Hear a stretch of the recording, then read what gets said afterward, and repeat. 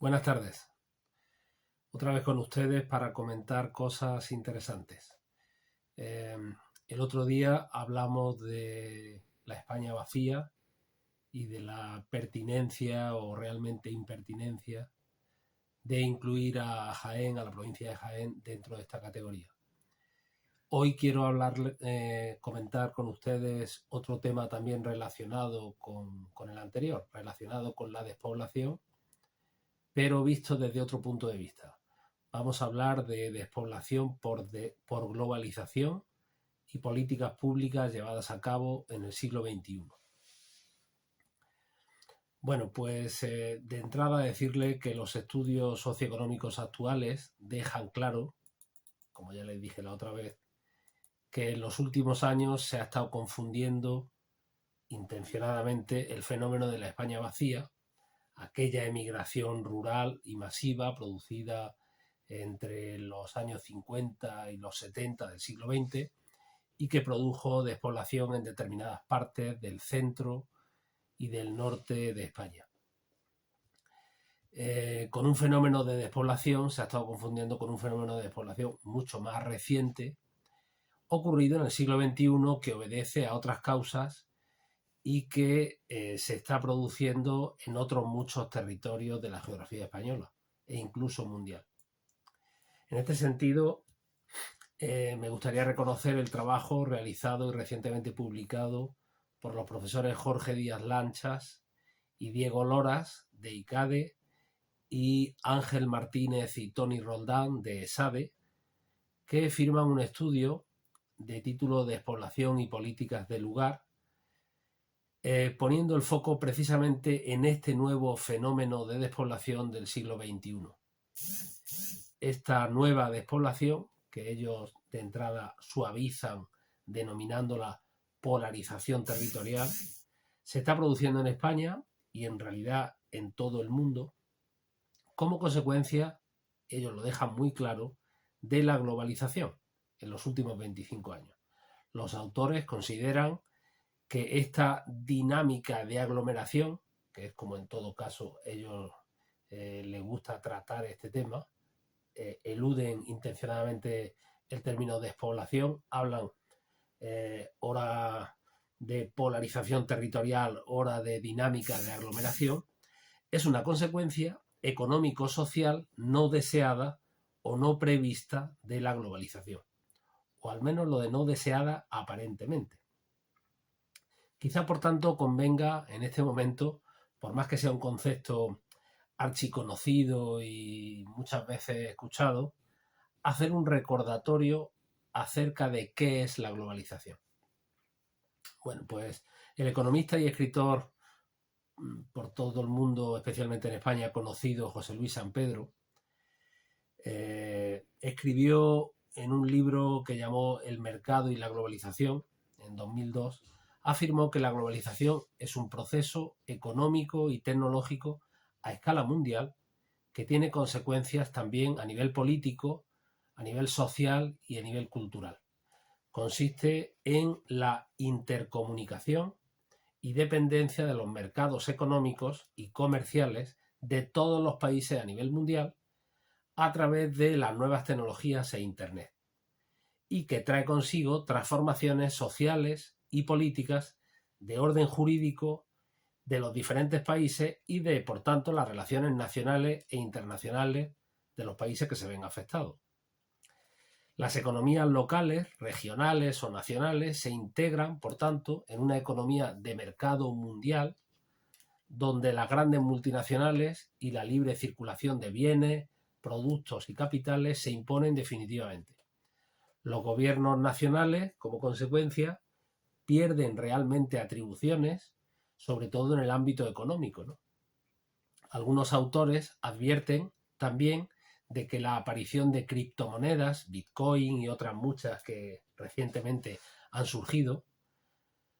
monedas digitales con las que se realizan muchas de estas transacciones internacionales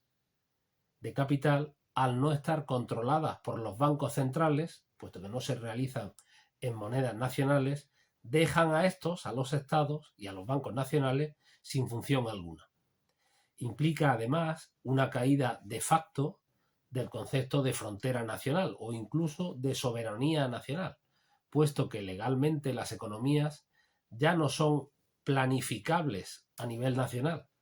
Esta conectividad total de las economías trae consigo indiscutiblemente la conectividad humana, pues se facilita la libre circulación de personas y por tanto la fusión multicultural. Supone por tanto una occidentalización forzosa del mundo, la implantación del ideario de democracia liberal y de sociedad de consumo, pero a nivel global. Esta idea tan occidental se pretende al final imponer y extender al mundo entero. Se favorece también el cosmopolitismo de las sociedades ideológicamente abiertas y se le pone coto en el plano ideológico, nos guste o no, a credos, al colectivismo y al tradicionalismo en general, por mor de un mainstream sin estridencias entre idiosincrasias en principio muy dispares entre regiones a nivel mundial. Otra consecuencia es que el cuarto poder, la prensa escrita, la radio y la televisión, en tanto que medios de información masivos y colectivos, pierden influencia y la gana el denominado quinto poder, la información en la web, ejercida desde cualquier sitio y de forma colaborativa o desinteresada por cualquier individuo. Este nuevo orden mundial globalista obedece al diseño y planificación de un selecto grupo de políticos, empresarios, financieros y pensadores, a los que podemos encontrar preferentemente en lugares como el Foro Económico Mundial, la FEM, entre otros, organización no gubernamental y supranacional con sede en Suiza, en Davos, que hace reuniones periódicas en este lugar. Este Foro Económico Mundial aboga por un mundo globalizado, gobernado en realidad por una especie de coalición entre corporaciones multinacionales, grandes empresas me refiero, Apple, Microsoft, Amazon, Alphabet, Facebook, Taiwan Semiconductor, Alibaba Group, Tesla, Samsung, Visa, JP Morgan, Chase, o también gobiernos y organizaciones de la sociedad civil, como ONGs o incluso instituciones internacionales del tipo de Naciones Unidas, Fondo Monetario Internacional, el Banco Mundial, Organización Mundial del Comercio, Intermon Oxfam, WWF, Amnistía Internacional, Greenpeace, BRAC, en fin, todas estas seleccionadas, claro, si nos damos cuenta, en lugar de estructuras democráticas clásicas. Lo que ha hecho a través de iniciativas como el Great Reset o el rediseño global. Para el FEM, cuestiones como la salud de la población mundial, el ecologismo, el cambio climático, la brecha global de género, los nuevos métodos productivos y su relación con el medio ambiente, los cambios demográficos, la redistribución de la riqueza como método para luchar contra la pobreza y la injusticia, o la superpoblación del planeta y su relación con el medio ambiente, constituyen el fondo ideológico del que se debe dotar a la población mundial para facilitar un desenlace natural de este nuevo orden. Claro, si alguien duda de la capacidad de maniobra que tiene el Foro Económico Mundial y su plan de nuevo orden mundial, pues solo tienen que recordar que entre los miembros del Consejo de Administración del Fondo Económico Mundial están gente del peso de, por ejemplo, Larry Fink, que es el presidente de BlackRock, que por cierto es el mayor fondo de inversión y gestión de activos del mundo y que también, por cierto, es el principal accionista de la mayoría de las empresas del IBEX aquí en España y en realidad de la mayoría de las bolsas de Europa y del mundo, un multimillonario perteneciente al Partido Demócrata. Otros que forman parte del Fondo Económico Mundial son, por ejemplo, Bill Gates, fundador de Microsoft, empresario a través del fondo de inversión Cascade Investment, que es accionista de los principales laboratorios farmacéuticos del mundo, de importantes empresas de alimentación, de software, de empresas de energía nuclear, de comercio electrónico y, por supuesto, filántropo de mil y una causas a nivel mundial, mil millonario y, de nuevo, también próximo al Partido Demócrata. Otro de gran relevancia es Jeff Bezos, fundador de Amazon, que es la mayor empresa de comercio electrónico del mundo, accionista, por cierto, también del periódico The Washington Post y de la compañía aeroespacial Blue Origin. Otro muy relacionado con el FEM es George Soros, dueño del fondo de inversiones Quantum Fund y de la fundación filantrópica Open Society Foundation, de carácter progresista también y que hace donaciones en iniciativas civiles para reducir la pobreza y aumentar la transparencia en todo el mundo. También, por supuesto, mil millonarios y también asociado relacionado con el Partido Demócrata. Entre otros muchos, gente del peso y del calibre de esta gente. Claro, como se puede ver, la internacionalización de los mercados implica que cualquier productor compite con todos los productores del mundo. La competitividad se hace cada vez más fuerte porque se ha de competir con empresas que aplican la tecnología y la innovación, entregando cada vez mejores productos producidos a costes más bajos. Por tanto, y haciendo un balance de pros y contras, podemos decir que la globalización ha permitido mejorar la calidad de vida de los habitantes del planeta debido a que ha facilitado el acceso a muchos bienes y servicios. Eso es cierto. Además, le impone a la sociedad y a los mercados una impronta de innovación permanente. La empresa que no innova desaparece del mercado, sus productos se vuelven obsoletos rápidamente frente a las mejoras de valor agregado que presenta la competencia. Pero también es cierto que ha generado situaciones de empresas con un poder de mercado muy grande que asfixian al pequeño comercio y al pequeño productor. Otros autores consideran incluso que propicia una mayor desigualdad dentro de cada país y entre distintos países y que atenta contra la identidad particular, la idiosincrasia y el acervo cultural de cada pueblo. Por tanto, como se puede ver en esta nueva concepción de la economía, de la sociedad y del mundo en realidad, se consagra la idea de la gran comarca urbana, un concepto que va más allá de la gran ciudad, pues engloba a una ciudad grande y a una serie de comarcas circundantes cuya población y economía han crecido también notablemente, en muchos casos sin siquiera renunciar a la economía rural o agrícola. Y por supuesto, esa gran comarca urbana, la gran ciudad y las comarcas colindantes han crecido a costa de otras comarcas de población más dispersa y que carecen normalmente de un núcleo urbano central importante.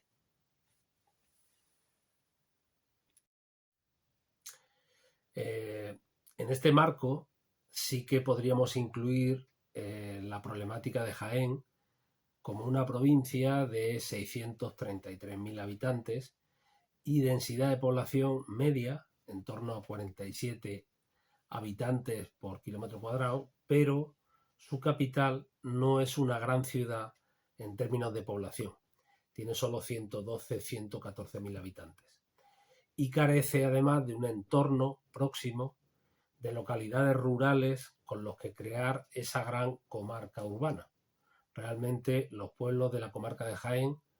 están entre 11 y 44, 45 kilómetros de la capital de distancia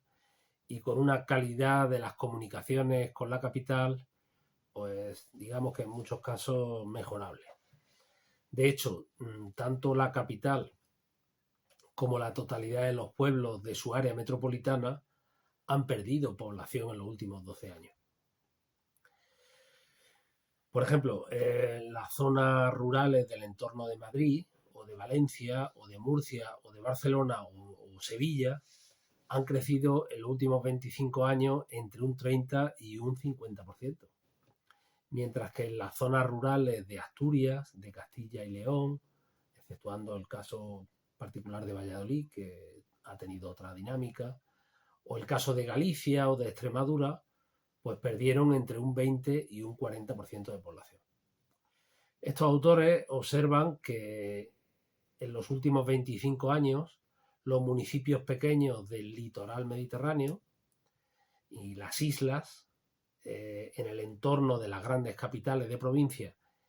y sobre todo bien comunicados con estas, pues han crecido y han consolidado la economía de la gran comarca urbana en las que se enclavaban, mientras que las zonas rurales dispersas o mal comunicadas, sobre todo sin un núcleo poblacional grande próximo, parece ser que es imprescindible para ejercer de lanzadera económica, pues no han podido consolidarse ante este giro que ha dado la economía productiva como consecuencia de la globalización, convirtiéndose en zonas de emigración hacia las grandes comarcas urbanas. De hecho, la globalización, en cambio, ha traído consigo la desaparición de un importante número de pequeña y mediana industria y de comercio local y tradicional, que operaba a nivel local o comarcal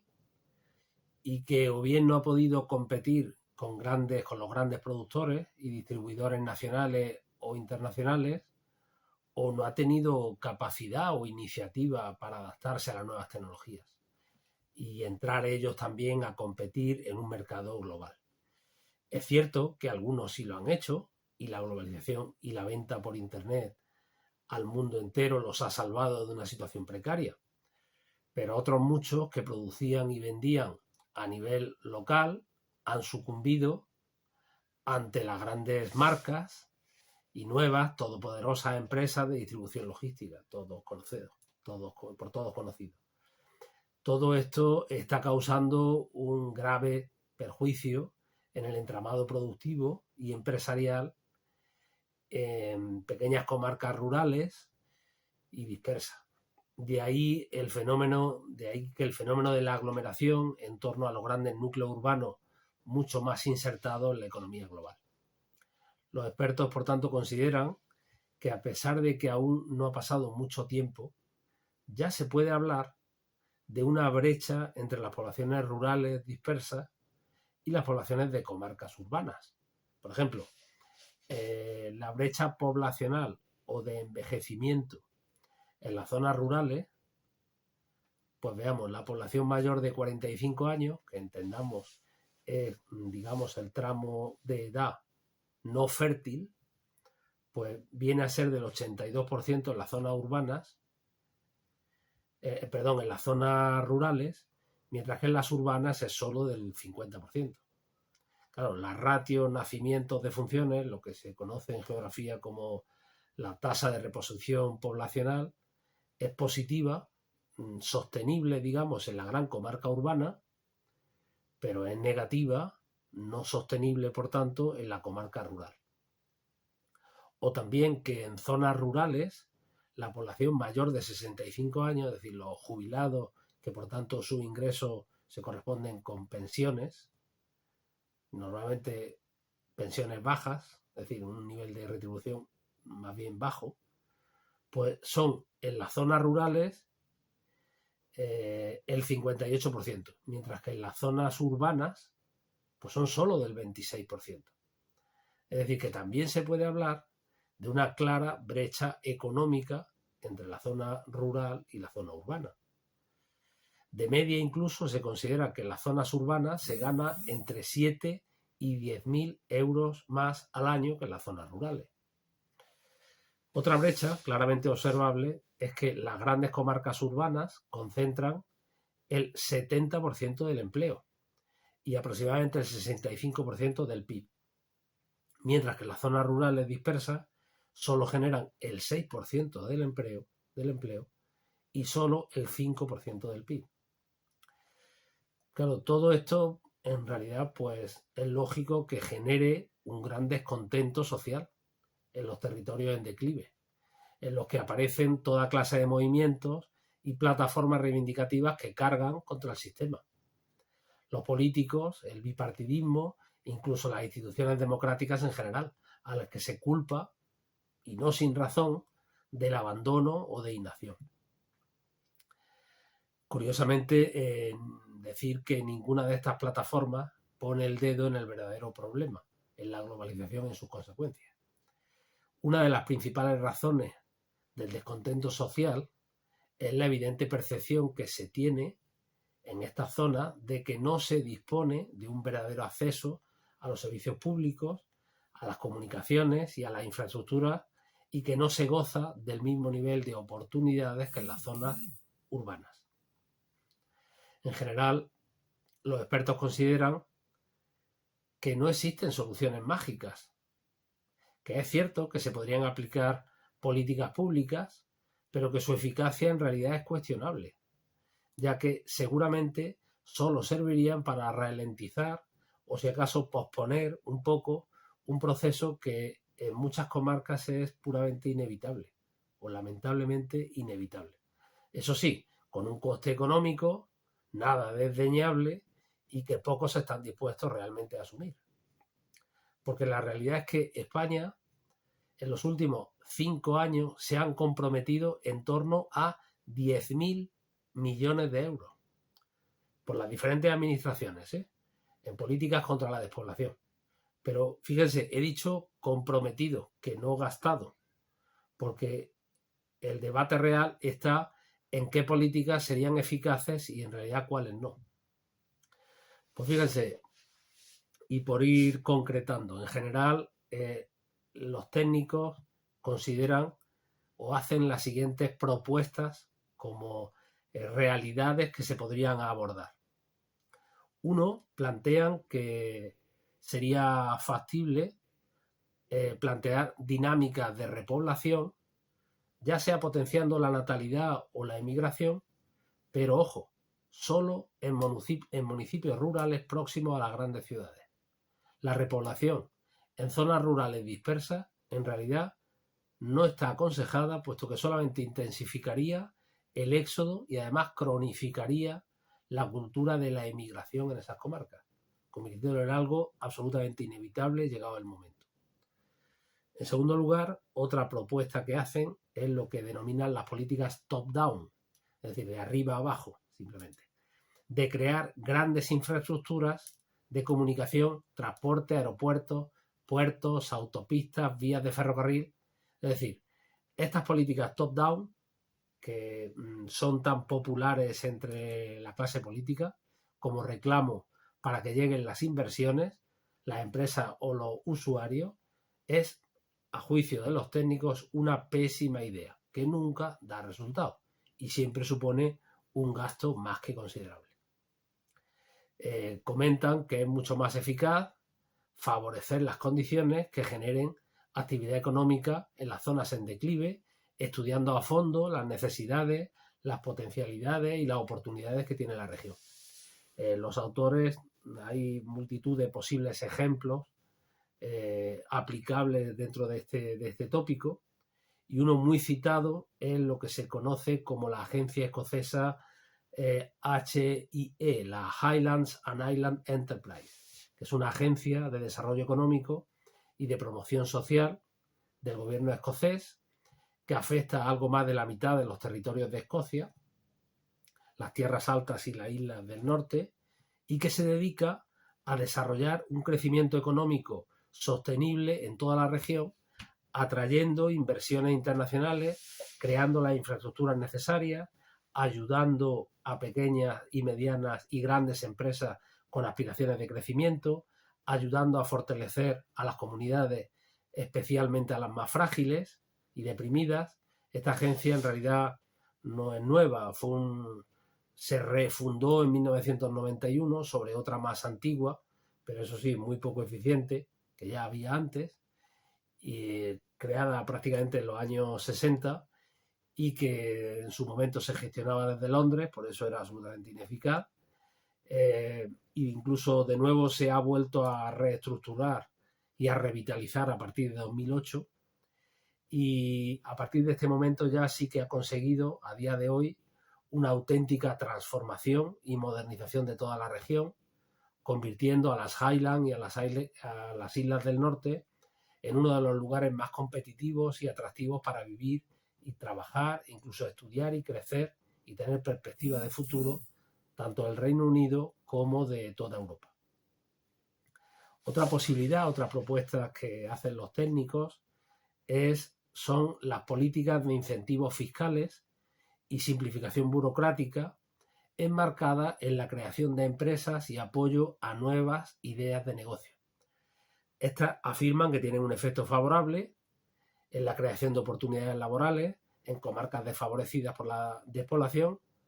pero sí que advierten que por sí solas actuaciones de este estilo no actúan sobre el empleo. Por otro lado, también los expertos consideran que las políticas de fiscalidad diferenciada, que por cierto son una de las principales peticiones de las plataformas de la España vaciada, de Teruel Existe y de Soria Ya, la fiscalidad diferenciada, pueden crear, avisan los técnicos, de que pueden crear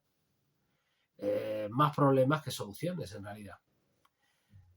¿Dónde está el origen de esta idea? Bueno, pues se basa en una directriz de la Comisión Europea por la que en realidad aquellos territorios que tengan una densidad de población menor de 12,5 habitantes por kilómetro cuadrado podrían reclamar una bonificación